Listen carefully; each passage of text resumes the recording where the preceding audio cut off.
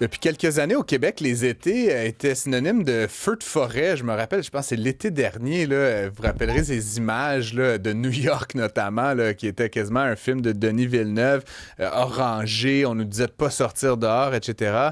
Cette année, il y en a eu, mais plutôt dans l'ouest du pays. Bon, il y a eu effectivement des feux, mais on dirait que le Québec a été épargné. Je m'explique mal comment, puis ceux qui étaient très sollicités l'été dernier le sont peut-être, heureusement, un peu moins cette année. Je parle justement de la Sopfeu. Je joins Karine Pelletier, qui est agente à la prévention et aux communications. Bonjour, Madame Pelletier. Bonjour. Bon, dites-nous déjà, je devine qu'on vous appelle un peu moins cette année que l'été dernier. Ouais, je me trompe pas. Pourquoi est-ce que le Québec est épargné comme ça des feux de forêt cette année alors qu'on a eu des saisons très actives dans les dernières années?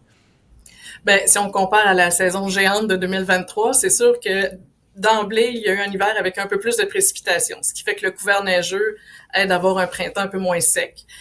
Il y a eu beaucoup moins de périodes de sécheresse prolongées cette année si on compare aux dernières saisons également. Donc, depuis le début du printemps, il y a jamais eu vraiment plus que 3, 4 journées en ligne où il y avait aucune précipitation. Hmm. Ce qui aide beaucoup, ça garde toujours les indices plus bas.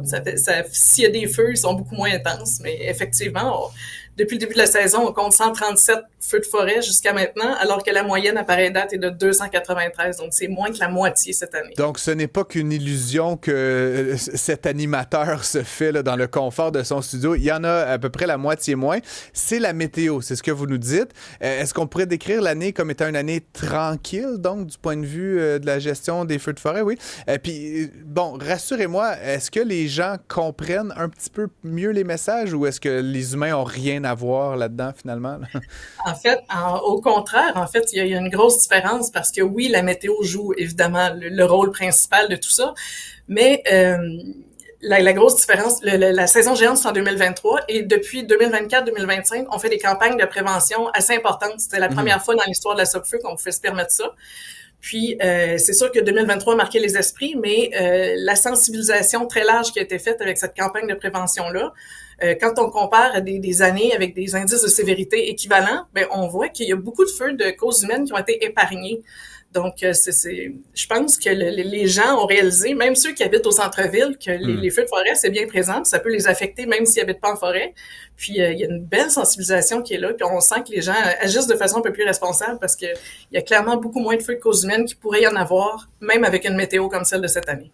À pareille date, en 2023, là, ça battait son plein en ce moment. Est-ce qu'il y a des dangers que la situation bascule encore plus tard cet été ou est-ce qu'on est comme un peu sorti du bois? Je ne veux pas faire de mauvais jeu de mots, mais est-ce que le risque est plutôt derrière nous ou ça pourrait quand même reprendre? Ça pourrait quand même reprendre. Le gros de la saison, là, c'est de début juin à juin-juillet, là, c'est les 2 mois les plus importants où on peut dire que tout peut arriver. Donc, le printemps ne fait pas la saison. Hmm. La saison est largement entamée, mais elle n'est pas terminée. Puis, même si on a une équipe de météorologues prévisionnistes vraiment spécialisés pour les feux de forêt, dans un horizon de 2, 3 semaines, on peut pas prévoir, on n'a pas de boule de cristal. Donc, tout peut arriver, mais on a les ressources vraiment suffisantes en ce moment pour ça. On peut même, on peut même se permettre de les prêter aux autres provinces. Donc, Ben, on peut dire que ça m'emmenait justement à ce sujet-là. Bon, le Québec a été un peu, protégé, la météo, les comportements, mais on a vu dans l'Ouest là, que ça rageait vraiment fort cette année. La Sopfeu, vous le dites, a prêté des équipements, un peu de personnel aussi, si je me trompe pas. Comment vous expliquez, c'est eux, dans leur cas, la météo, les comportements humains? Qu'est-ce qui nous différencie, par exemple, de l'Ouest du Canada qui fait qu'ils ont eu cette saison un peu difficile alors que nous, somme toute, c'est sous contrôle cette année?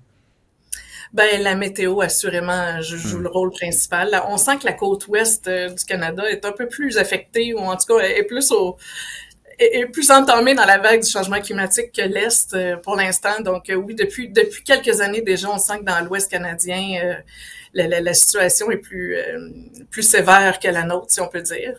Là, c'est les prairies. Oui, effectivement, pour les feux de cause humaine, je pourrais pas dire, mais Hmm. la météo, assurément, oui, les périodes de sécheresse, les indices de danger montent en flèche rapidement. Ils n'ont pas beaucoup de précipitations. Donc, tout ça fait un cocktail explosif. Comme on dit à l'interne, on est assis sur un baril de poudre, ça prend une personne imprudente ou un coup de foudre, puis tout peut allumer avec un feu extrêmement sévère et très rapide. La saison 2023, bon, encore une fois, c'était dans tous les médias, tout le monde en parlait, c'était comme le sujet sur toutes les lèvres.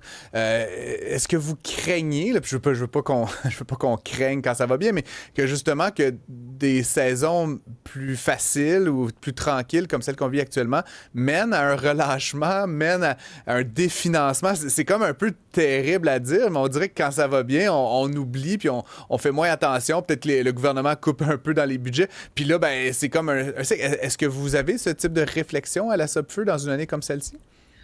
Ben, écoutez, on est encore marqué au fer rouge par l'avant-dernière saison. Et c'est sûr que ça fait partie des risques. On est humain, on y va par priorité. Donc, la gestion gouvernementale se fait comme ça au fil des années.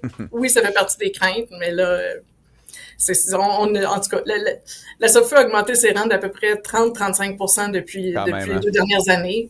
C'est pas prévu qu'il y ait de coupures pour l'instant, au contraire. Je pense que c'est rendu un aléa qui fait partie, ouais, c'est ça. On va pas avoir peur d'avoir peur. Fred, tu voulais... C'est que je remarque qu'il y a des campagnes publicitaires là, qui circulent présentement qui visent à éduquer le public, à savoir qu'on parlait des feux qui sont partis par les humains un peu négligents parfois.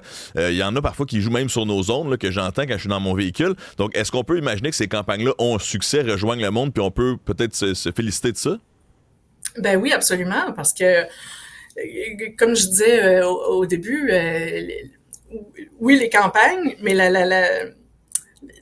notre grosse saison a tellement marqué les esprits que les gens, on dirait qu'ils ont développé une conscience de « Hey, ça peut nous affecter, ça peut nous arriver à nous, c'est plus juste dans l'ouest du pays, c'est plus juste en Californie. » là. Puis oui, il y a une prise de conscience, puis oui, on sent que les gens réalisent avec ces campagnes de prévention-là que la petite pensée magique de ça arrive pas comme ça part pas comme ça, mais oui, une forêt sèche avec un mégot, il y a assez de chaleur pour allumer un feu puis que ça se propage. Donc oui, je pense que ces campagnes-là ont réellement fait leur chemin dans l'esprit des gens. Puis l'an passé, on faisait plus à sensibiliser. C'était une campagne un peu plus dramatique, si on veut, avec la cendre sur les mains. Là, on est plus dans l'humour, mais pour aller parler sur les messages concrets en utilisant le personnage fabuleux de Carole, interprété par Sylvie Tourigny, qui peut se permettre d'être un petit peu plus raide que nous en tant qu'organisation pour aller passer son message un peu plus directement. Mais oui, en tout cas, jusqu'à maintenant, on a la preuve qu'il y a beaucoup moins de feux de cause humaine qu'il pourrait en avoir avec une météo équivalente. Je m'en voudrais, Fred, de ne pas conclure cette entrevue en mentionnant la chevelure de feu de notre intervenante, Karine Pelletier, agente de la prévention et aux communications pour la Sopfeu. Si vous ne la voyez pas, si vous nous écoutez dans votre voiture, cherchez son nom. C'est assez spectaculaire. Des cheveux d'un orange rougeoyant comme celui-là. Merci beaucoup, Karine Pelletier, d'avoir été avec nous. Merci à vous.